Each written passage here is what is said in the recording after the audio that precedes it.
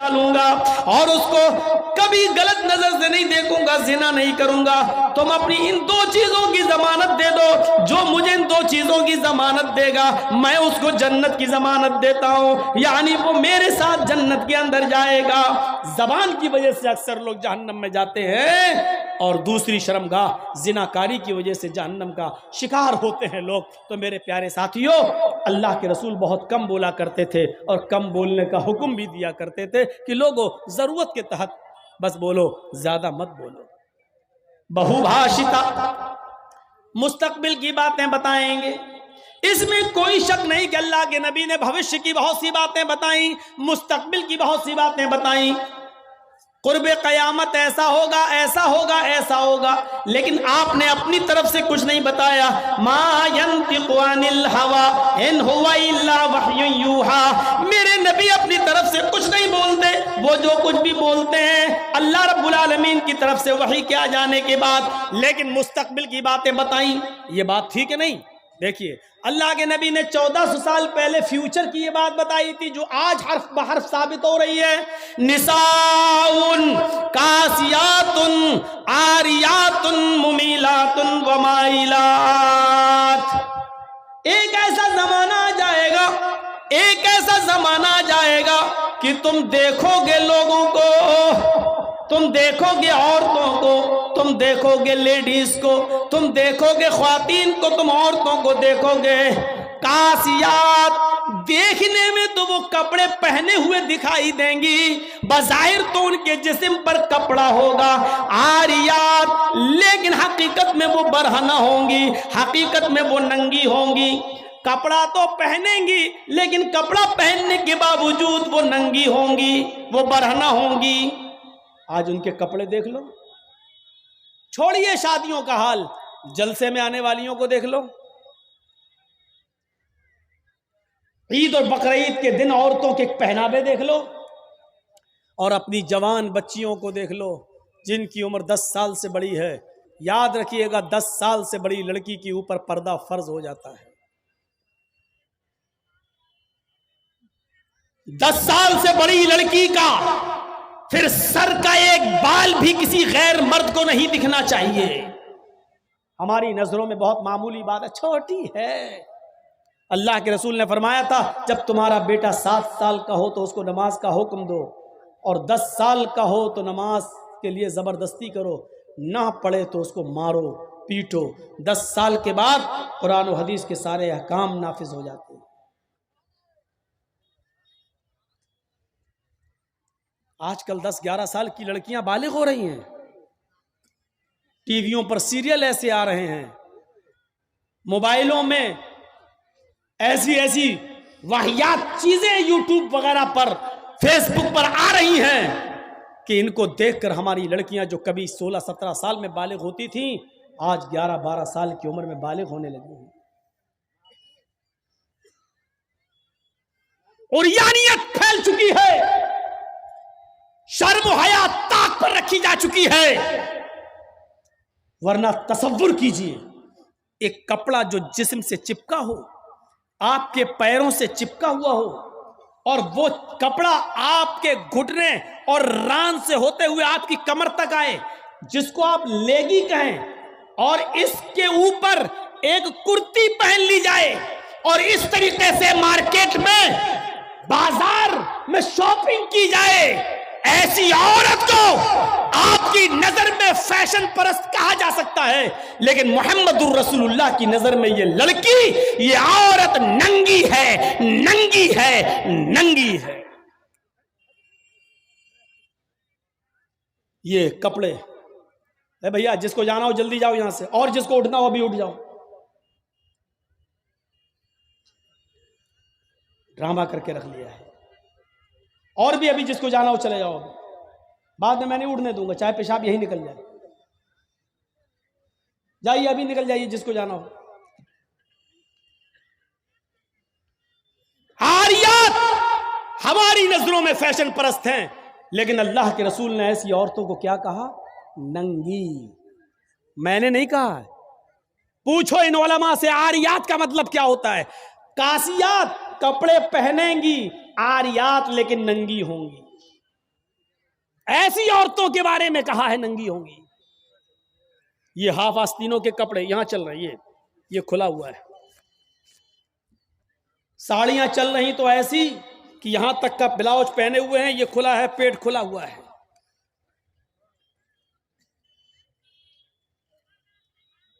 اور جو چند برقعے اب چل بھی رہے ہیں بہار بنگال میں, پہلے تو چلتے نہیں تھے, تو اب برقعوں میں بھی ڈیزائن چلنے لگی ہے.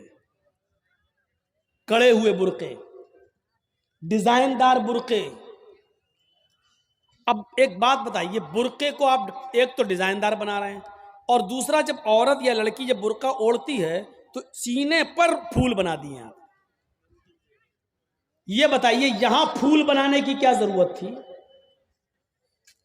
جب وہ پہنتی ہے تو پھول سینے پر, اور وہ لڑکی نے یہ برقع خریدا کیوں؟ اس کا مطلب کیا ہے کہ وہ بھی اس لیے خرید رہی ہے تاکہ میرے پھولوں پر نظر. یہ سننا پڑے گا تمہیں نہیں, تمہارے باپ کو بھی سننا پڑے گا. جب تک میں اس کرسی پر ہوں, یہ اتھارٹی, یہ پاور مجھے اسلام نے دیا ہے, سننا پڑے گا.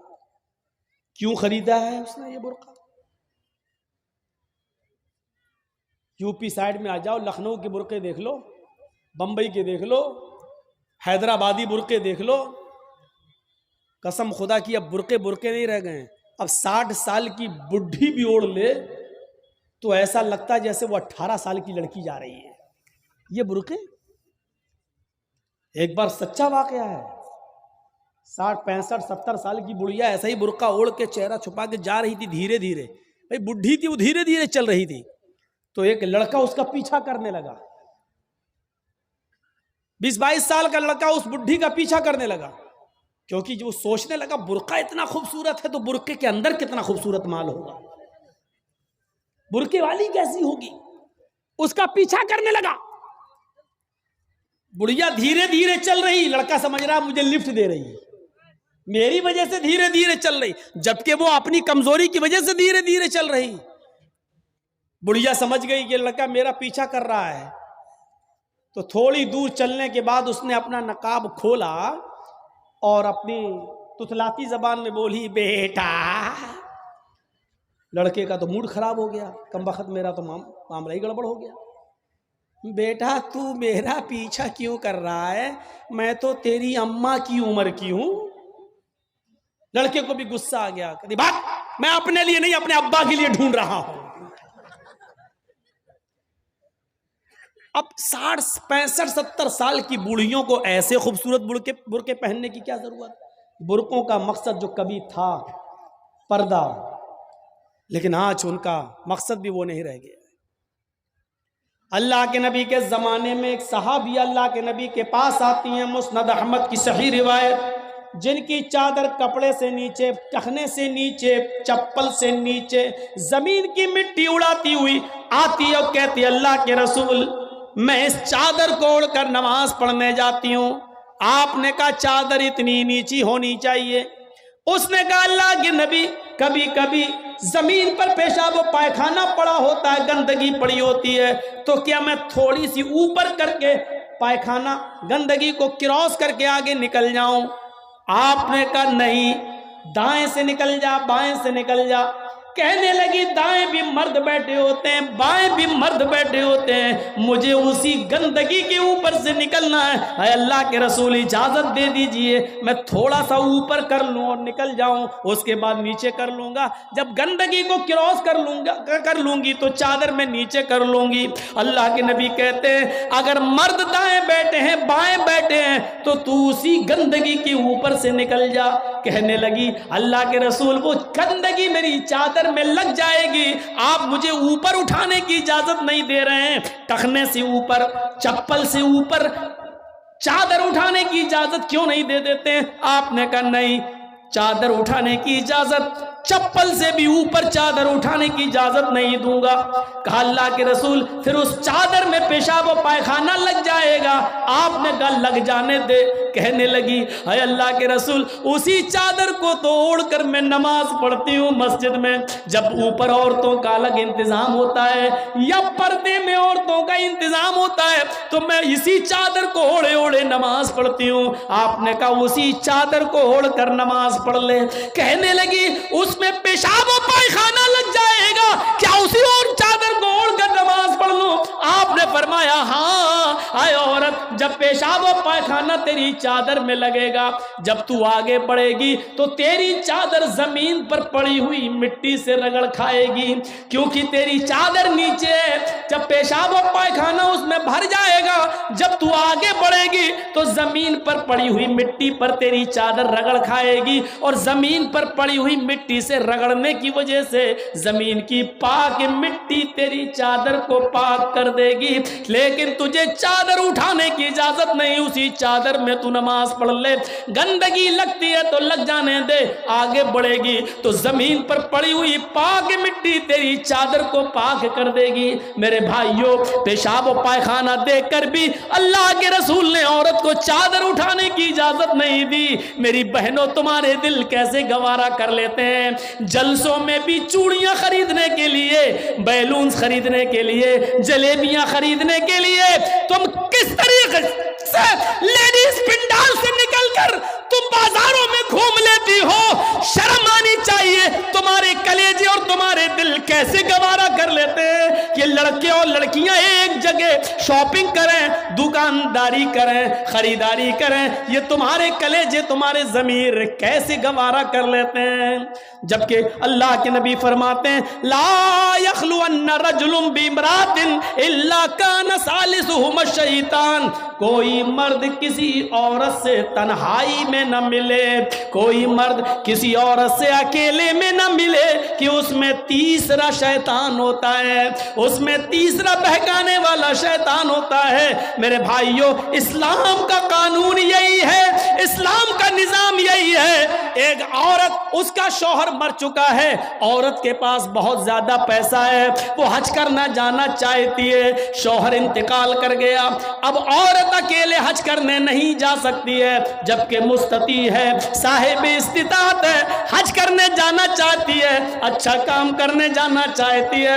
اسلام کہتا ہے کہ تیرا شوہر نہیں ہے تو بھائی کے ساتھ جا, بھائی نہیں ہے تو باپ کے ساتھ جا, باپ نہیں ہے تو بیٹے کے ساتھ جا, لیکن کسی محرم کا ہونا ضروری ہے, اس کے ساتھ جا. چیخ کر عورت کہتی ہے کوئی نہیں ہے, میرے پاس دولت ہے. اللہ کے نبی کہتے ہیں پھر دولت سنبھال کر اپنے پاس رکھ. اگر تیرا بھائی نہیں ہے, بیٹا نہیں ہے, شوہر نہیں ہے, باپ نہیں ہے, کوئی محرم نہیں ہے, تو تو اکیلے حج کرنے نہیں جا سکتی ہے. نہیں, اے اللہ کے نبی, میرا پڑوس میں بڑا اچھا نیک حاجی نمازی نیک آدمی رہتا ہے, میں اس کو بھائی بنا لیتی ہوں, چلی جاؤں. فرمایا نہیں نہیں, منہ بھولے بھائی کو بھائی بنا کر اس کے ساتھ تم حج کرنے نہیں جا سکتی ہو, اس لیے کہ اپنے منہ سے کسی کو بھائی بولنے سے وہ تمہارا سگا بھائی نہیں ہو جائے گا, اپنے منہ سے کسی کو بیٹا بول دینے سے وہ بیٹا نہیں ہو جائے گا. تم کسی کو بیٹا بول دو, بھائی بول دو, جو چاہو بول دو, لیکن اسلام یہ کہتا ہے کہ اس کے ساتھ بھی عورت کو اجازت نہیں ہے کہ وہ حج کرنے جائے. اگر کوئی نہیں ہے تو مت جاؤ, لیکن اسلام اس بات کی اجازت نہیں دیتا ہے کہ تم اکیلے جاؤ یا کسی کو بہن, کسی کو بھائی یا بیٹا بنا کر جاؤ, اس بات کی اجازت نہیں دیتا. اسلام ایک عبادت میں, حج جیسی عبادت میں بھی عورت کو کسی غیر مرد کو منہ بولے بھائی اور منہ بولے بیٹے کے ساتھ بھی جانے کی اجازت نہیں دیتا. تو میرے بھائیوں, جب خانہ کعبہ میں جانے کی اجازت نہیں دیتا ہے, صفا مروہ کی سعی کی اجازت نہیں دیتا ہے, اتنی خوبصورت عبادت کی اجازت نہیں دیتا ہے, تو بازاروں میں اکیلے گھوم کر شاپنگ کرنے کی اجازت کیسے دے گا؟ پھر بازار کے اندر عورت کو اکیلے جانے کی اجازت کیسے دے گا؟ اتنی خوبصورت عبادت کرنے کی اجازت نہیں دیتا ہے, اتنی خوبصورت عبادت کرنے کی اجازت نہیں دیتا ہے. تو میرے بھائیوں, پھر عورت کو بازاروں میں گھومنے کی اجازت کیسے دے گا؟ پھر بازار میں گھومنے اور بازار میں سیر و تفریح کی اجازت کیسے دے گا؟ ہماری ماں بہنوں کو اس بات کو سوچنا چاہیے، غور کرنا چاہیے، سنجیدگی سے اس کو لینا چاہیے۔ ایک زمانہ تھا حضرت فاطمہ کہہ رہی ہیں اے علی میں اتنی بیمار ہوں، اتنی بیمار ہوں، لگتا نہیں کہ اس بیماری میں بچ پاؤں گی۔ اے علی اگر مجھے کچھ ہو جائے، اگر میرا انتقال ہو جائے، اے علی تو مجھے دن کے اجالے میں دفنانے مت لے جانا، رات کی تاریکی میں عشاء کی نماز کے بعد مجھے قبرستان میں دفن کرنا۔ حضرت علی نے کہا اے فاطمہ ایسا کیوں کہہ رہی ہو؟ اگر تمہارا انتقال صبح فجر کے بعد ہو تو کیا عشاء تک ہم تمہارے جنازے کو رکھیں گے، مٹی کو رکھیں گے؟ تمہارے باپ کا، تمہارے ابو کا فرمان ہے کہ میت کو جلدی قبرستان لے جاؤ، پھر میں لیٹ کیسے کروں؟ فرماتی ہیں اے علی، اے میرے پیارے شوہر، مجھے رات میں ہی لے جانا، میری بات کو گرا باندھو، میری بات کو مضبوطی سے پکڑ لو، میری وصیت کو یاد رکھنا، چاہے میرا انتقال کبھی بھی ہو لیکن مجھے عشاء کے بعد دفنانا، مجھے دن کے اجالے میں قبرستان نہ لے جانا۔ اے علی میں نہیں چاہتی ہوں کہ میرے مردہ جسم پر پڑے ہوئے کفن پر بھی کسی غیر مرد کی نظر پڑے، میں اپنے کفن پر بھی کسی غیر مرد کی نظر نہیں پڑنے دینا چاہتی ہوں۔ اے علی مجھے رات میں لے جانا، دن کے اجالے میں نہیں، میں نہیں چاہتی کہ میرے کفن پر بھی کسی غیر مرد کی نظر پڑے۔ میرے بھائیوں انتقال کے بعد نکاح جائز نہیں ہے، انتقال کے بعد شادی نہیں ہوتی ہے، لیکن انتقال کے بعد بھی اپنے جسم کو تو چھوڑو، اپنے کفن کو بھی کسی غیر مرد کو دیکھنے کی اجازت نہیں دے رہی ہیں۔ یہ تھا حضرت فاطمہ کا پردہ۔ اس پردے کی روشنی میں میری بہنوں اپنے گریبانوں میں جھانک کر دیکھو، اپنے گریبانوں کے بٹن کھولو اور تلاش کرو ہم کہاں کھڑے ہیں، ہمارا پردہ کیا ہے، ہماری عزت و آبرو کیا ہے۔ آج ہمارے چہروں کا ہرکس و ناکس دیکھ رہا ہے، کل تک ہمارے ان خوبصورت گالوں کو کبھی آسمان کی نگاہوں نے بھی نہیں دیکھا تھا، چاند و ستاروں نے بھی نہیں دیکھا تھا، اور آج جو چاہتا ہے دیکھ لیتا ہے۔ ہرکس و ناکس جس کو چاہو آج وہ بڑی آسانی سے ہماری بہنوں بیٹیوں کا دیدار کر رہا ہے۔ اور ایک اور بات، جتنا امیر باپ ہے، جتنا امیر باپ ہے، جتنا بھی باپ امیر ملے گا آپ کو، آپ دیکھیے گا اس کی بیٹی اتنے ہی کم کپڑے پہنے ہوئے ہوگی۔ کس بات کا امیر ہے تو؟ کاہے کا امیر ہے تو؟ اپنی بیٹی کو 5 میٹر کا کپڑا لا کر نہیں دے سکتا ہے تو کاہے کا امیر ہے تو؟ کنجوس اور بخیل باپ۔ اللہ تعالیٰ نے ان امیروں کو ایسی سزا دی ہے، ایسی سزا دی ہے، کل تک یہ غریبوں کی لڑکیوں کو ڈانس کرایا کرتے تھے، آج اللہ تعالیٰ نے ان امیروں کی لڑکیوں کے جسموں سے کپڑے اتار کر ان کو لوگوں کی نظروں کو دیدار کرنے پر مجبور کر دیا۔ آج ان امیروں کی لڑکیوں کے جسموں سے کپڑے اتروا کر آج غریب ان لڑکیوں کو دیکھ رہے ہیں، ان کا نظارہ کر رہے ہیں۔ آج امیروں کو اللہ نے یہ سزا دی ہے، آج وہ فیشن سمجھتے ہیں کہ میری بیٹی فیشنیبل کپڑے پہنے ہوئے ہیں۔ نہیں میرے بھائیوں، آپ اپنی بہنوں کے ذمہ دار ہیں۔ اللہ کے نبی نے فرمایا کہ جس لڑکی کا باپ جس کی بیٹی بے پردہ گھومے وہ باپ دیوس ہے، جس کی بہن بے پردہ گھومے وہ بھائی دیوس ہے، جس کی بیٹی بے پردہ گھومے وہ باپ دیوس ہے، جس کی بیوی بے پردہ گھومے وہ شوہر دیوس ہے۔ غور کرو کتنے صاف لفظوں میں اللہ کے نبی نے فرمایا، جس کی بہن بے پردہ گھومے وہ بھائی دیوس، جس کی بیٹی بے پردہ گھومے وہ باپ دیوس، جس کی بیٹی بے پردہ گھومے وہ باپ دیوس، جس کی بیوی بے پردہ گھومے وہ شوہر دیوس۔ اب دیوس کا معنی اگر ہم سمجھ جائیں تو سارا معاملہ حل ہو جائے۔ دیوس کا یہ تو عربی لفظ ہے نا، اس کا اردو میں ترجمہ ہوتا ہے، سننے کی طاقت ہے؟ سنیں گے؟ دیوس کا مطلب ہوتا ہے بھڑوا۔ اور بھڑوا کس کو کہتے ہیں بتانے کی ضرورت نہیں، جانتے ہوں گے۔ بھڑوا کہتے ہیں اس کو جس نے اپنی بہن، بیٹی یا بیوی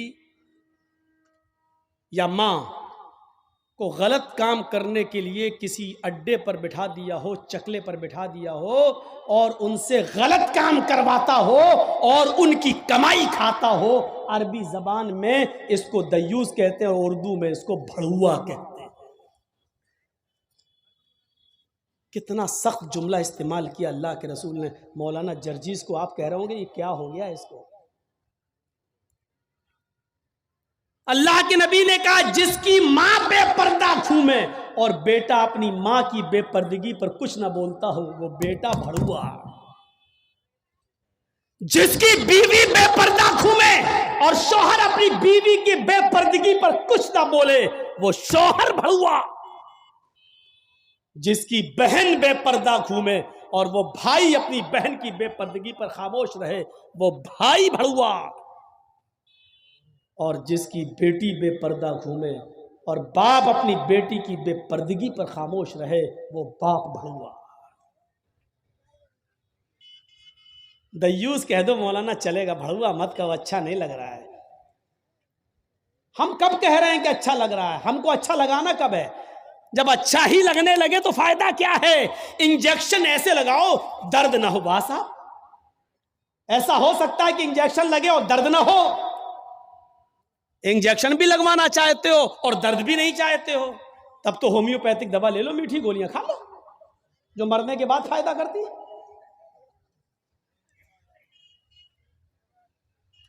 ہومیوپیتھک دوا کے بارے میں یہی مشہور ہے، بہت لیٹ فائدہ کرتی ہے، تو ہم نے کہہ دیا مرنے کے بعد فائدہ کرتی ہے۔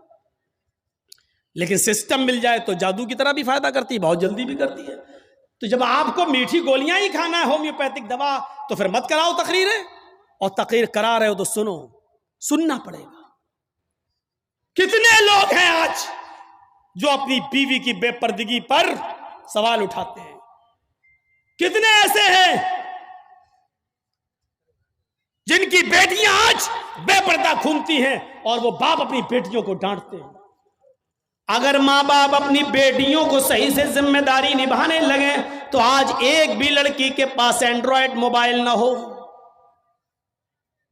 ہماری 18-20 سال کی لڑکی جس کی شادی نہیں ہوئی گھر پہ رہتی ہے، اس کے ہاتھ میں اینڈرائڈ موبائل، چیخ چیخ کے بتا رہا ہے کہ باپ کی تربیت میں کمی ہے، باپ اپنی بیٹی پر پورا کا پورا حکمراں نہیں ہے، حاکم نہیں ہے، یا یہ کہہ رہا ہے بیٹی کے ہاتھ میں وہ اینڈرائڈ موبائل چیخ چیخ کے کہہ رہا ہے یہ باپ نہ کہہ رہا ہے، بیٹی کے آگے باپ کی نہیں چل رہی ہے، باپ مجبور ہو چکا ہے۔ میرے بھائیو، اگر باپ مجبور نہ ہوتا تو بیٹی کے ہاتھ میں اینڈرائڈ موبائل نہیں ہوتا۔ کیا ضرورت ہے بیٹی کے ہاتھ میں دینے کی؟ وہ تو گھر میں رہتی ہے، کیوں چلائے گی صاحب؟ آپ کی بیٹی 18-20 سال کی کیوں فیس بک چلائے گی؟ کیوں واٹس ایپ چلائے گی؟ کیوں میسنجر چلائے گی؟ اور آپ کیسے اپنی بیٹی کو فیس بک اور میسنجر اور واٹس ایپ چلانے کے لیے ڈھیل دے سکتے ہیں؟ کیسے؟ آپ کا یہ دل کیسے گوارا کر لیتا ہے؟ آپ ذمہ دار ہیں۔ ہماری یہ بیٹیاں کل بچوں کی مائیں بنیں گی، شادی کے بعد ان کو اپنے بچوں کی تربیت کرنا ہے۔ ماں کے قدموں کے نیچے جنت بتائی گئی ہے، حالانکہ یہ کوئی حدیث نہیں ہے، ایک مقولہ ہے، لیکن بچے اپنے ماں کے قدموں کے نیچے جنت کیسے ڈھونڈیں؟ یہ آج کل کی ماں کے قدموں کے نیچے جنت ہے؟ جس کو خود نہیں معلوم کہ قدم میرے کہاں ہیں، اس کے قدموں کے نیچے بچے جنت ڈھونڈیں گے؟ ہمیں سوچنا ہے، ہمیں اپنی بیٹیوں کی تربیت کرنا ہے۔ امام احمد ابن حنبل اپنی مسند کے اندر ایک واقعہ نقل کرتے ہیں کہ ایک صحابیہ تھی، ان کے گھر میں ایک بچہ پیدا ہوا۔ ایک صحابیہ تھی، ان کے گھر میں ایک بچہ پیدا ہوا۔ جب بچہ پیشاب کرتا تھا تو پانی کا لوٹا اس بچے کی شرمگاہ پہ ڈال دیتی تھی۔ جیسی بچے نے پیشاب کیا وہ پانی لاتی اور شرمگاہ پہ ڈال دیتی۔ وہ صحابیہ کہتی ہیں میرا بیٹا جب چلنے کے لائق ہوا، پہلا دن تھا اس کا چلنے کا، پہلا دن تھا میرے بیٹے کے چلنے کا، پہلا دن تھا میرا بیٹا کھڑے ہو گیا جب چلا، میرے بیٹے کو جب پیشاب کی ضرورت محسوس ہوئی تو اس نے پانی کا برتن دیکھنا شروع کر دیا۔ ماں کہتی ہے کہ میں دیکھ رہی تھی اپنے بیٹے کو، جب بھی وہ پیشاب کرتا تھا تو میں پانی اس کی شرمگاہ پہ ڈال دیتی تھی۔ آج دیکھتی ہوں میرا بیٹا چل رہا ہے، دیکھتی ہوں یہ کیا کرتا ہے۔ جب بیٹا پہلا دن چلنے کے لائق ہوا، پہلا دن تھا، تو بیٹے نے پانی کا پیالہ اٹھایا اور دونوں ہاتھ سے پکڑ کر دھیرے دھیرے چلا اور ایک کونے میں جا کر بیٹھ گیا، پیشاب کیا، اور پیشاب کرنے کے بعد وہ پانی کا پیالہ اپنی شرمگاہ پہ ڈالنے لگا۔ اس کو استنجا کرنا نہیں آتا تھا، اس کو دھونے کا تمیز بھی نہیں معلوم تھا، اس کو پتہ ہی نہیں، لیکن وہ ویسا ہی کر رہا ہے جیسی اس کی ماں نے اس کو بتایا، جیسے اس کی ماں اس کے ساتھ کر دیتی تھی۔ وہ پانی کا پیالہ اٹھا کر اپنی شرمگاہ پہ ڈال لیا اور خالی پیالہ لے کر اپنی ماں کے پاس آ گیا۔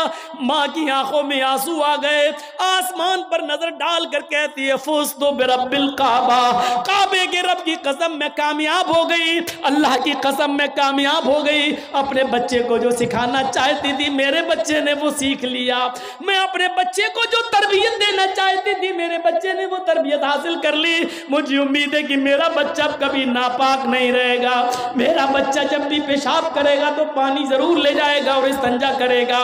اس زمانے کی مائیں اپنے بچوں کو بچپن سے یہ عادتیں ڈلواتی تھیں، اور آج کل کی ماں دیکھ لو اپنے بچے کا انڈر ویئر نیکر اتار کر کہتی بیٹا یہاں کھڑے ہو کے پیشاب کر لے۔ یہ مائیں اپنے بچوں کو کیا تربیت دیں گی؟ جبکہ نیپولین نے کہا تھا کہ مدرس lab is first college for children, ماں کی گود یہ بچے کا پہلا مدرسہ ہوتی ہے، پہلی یونیورسٹی ماں کی گود ہے۔ جو بچہ اپنی ماں کی گود سے تربیت حاصل کر کے نہیں نکلا وہ کسی یونیورسٹی سے تربیت حاصل نہیں کر سکتا ہے۔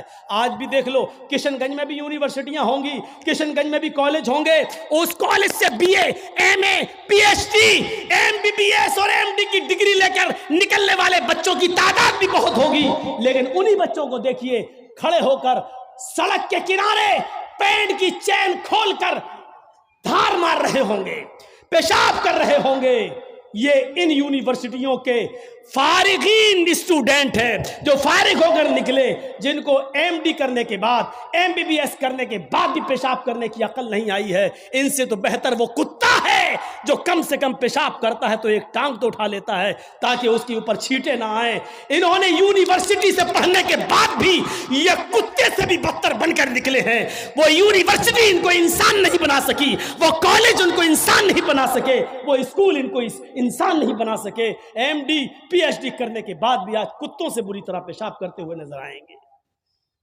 کہہ لینے دیجئے مجھے کتا، گدھا، جو کچھ بھی بولتا ہوں میں سب، آج مجھے اجازت دیجئے میرے بھائیوں، کہو کہ جانوروں کی اجازت مت بولو، ہم لوگ انسان ہیں، قرآن نے بھی جانوروں کی مثالیں دی ہیں۔ اولئک کالانعام بل ہم اضل، یہ چوپایوں کی طرح ہیں بلکہ ان سے بھی زیادہ گئے گزرے۔ قرآن نے کہا ہے یہ چوپایوں کی طرح ہے بلکہ ان سے بھی زیادہ گئے گزرے، ان سے بھی زیادہ گئے گزرے۔ جب قرآن نے مثال دی ہے تو ہم کیوں نہیں مثال دے سکتے ہیں؟ اپنے بارے میں سوچو سوچو۔ عبد القادر جیلانی بغدادی رحمت اللہ علیہ کی تاریخ کون نہیں جانتا؟ جن کو آج لوگ بڑے پیر صاحب کے نام سے بھی جانتے ہیں، جن کے نام پر 11ویں کی بریانی کی دیگ بھی بناتے ہیں۔ وہ عبد القادر جیلانی جب 12 سال کے تھے ان کی ماں نے ان کو ایک قافلے کے ساتھ بھیجا تھا، کہا بیٹے حالات کتنے بھی سخت ہوں لیکن جھوٹ کبھی مت بولنا۔ اور جب چوروں نے اور ڈاکوؤں نے جب اس قافلے کو لوٹا تو اس بچے سے پوچھا عبد القادر سے، تیرے پاس بھی کچھ ہے؟ اس نے کہا ہاں ہے۔ کہا کیا ہے؟ 40 اشرفی۔ کہاں ہیں؟ میرے کرتے کے استر میں۔ استر کو پھاڑ کے دیکھا تو 40 اشرفی ملی۔ پوچھا بیٹا یہ تو ایسی جگہ چھپی ہوئی تھی کسی کو پتا نہیں، تو نے کیوں بتا دیا؟ لڑکے نے جواب دیا میری ماں نے مجھے چلتے وقت نصیحت کی تھی کہ بیٹا حالات کتنے بھی خراب ہو لیکن کبھی جھوٹ مت بولنا۔ میں نے اپنی ماں کی بات مانی ہے۔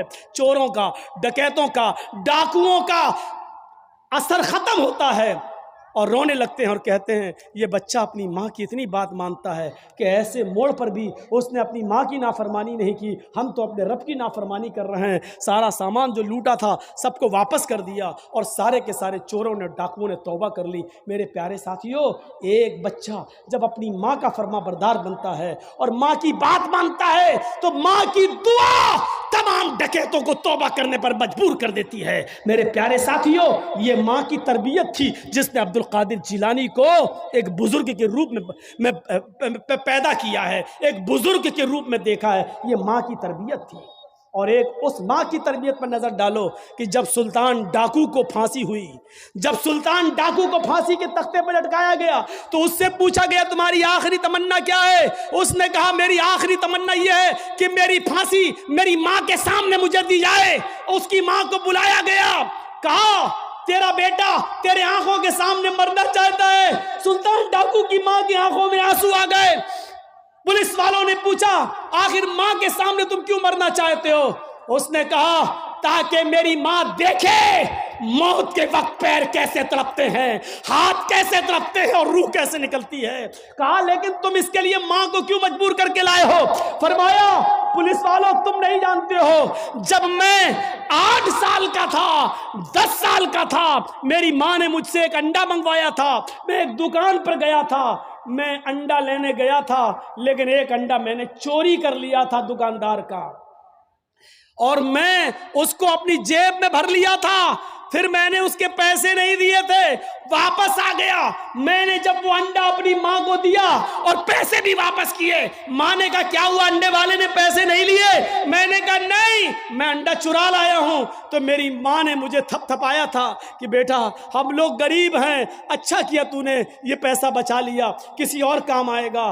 پھر یہی سے مجھے چوری کی عادت پڑتی ہے، میرے حوصلے بڑھتے ہیں، پھر میں ڈاکو بنتا ہوں، پھر میں نے لوگوں کا مال لوٹا اور جب لوگوں نے نہیں دیا تو میں نے ان کی جانیں لی۔ پھر میں بہت بڑا لٹیرا بن گیا اور اتنا بڑا لٹیرا بنا کہ پکڑا گیا اور قانون نے مجھے پھانسی کی سزا دی۔ اگر میری ماں نے مجھے انڈا چراتے وقت جب میں گھر پہ لایا تھا اسی وقت ایک تھپڑ مارا ہوتا اور انڈے والے کو دے کر معافی مانگ لی ہوتی تو آج میں اتنا بڑا چور نہیں بنتا، آج اتنا بڑا میں ڈاکو نہیں بنتا، آج میں اتنا بڑا لٹیرا نہیں بنتا۔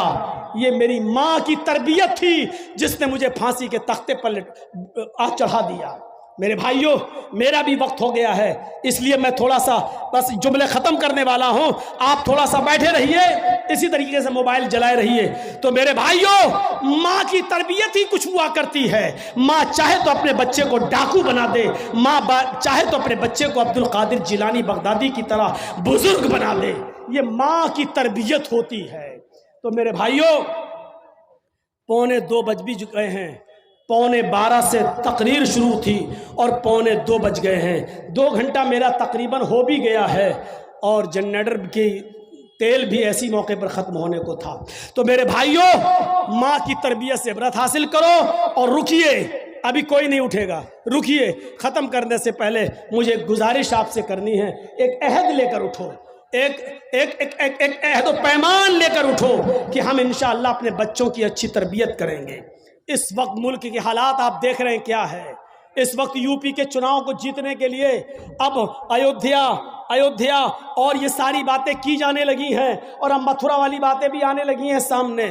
یو پی کے چناؤ کو کس طریقے سے بنایا جا رہا ہے، اور ہمارے یو پی میں ایک صاحب ایسے بھی ہیں کہ ایک نے اگر یہ کہا کہ ایودھیا اور یہ تو جھانکی ہے، اب جو ہے متھرا کی باری ہے یا متھرا کا نمبر ہے، اس پر نمک اور تیل چھڑک کر ایک صاحب ہے وہ اور زیادہ اس کو پاپولیشن کریں گے اور زیادہ اس کو بڑھائیں گے، کیونکہ ایک طرف ہندو کیا جا رہا ہے تو ایک صاحب ہے وہ مسلمان کریں گے، اور اس طریقے سے آنے والے چناؤ میں ایک بکھیڑا ہونے والا ہے۔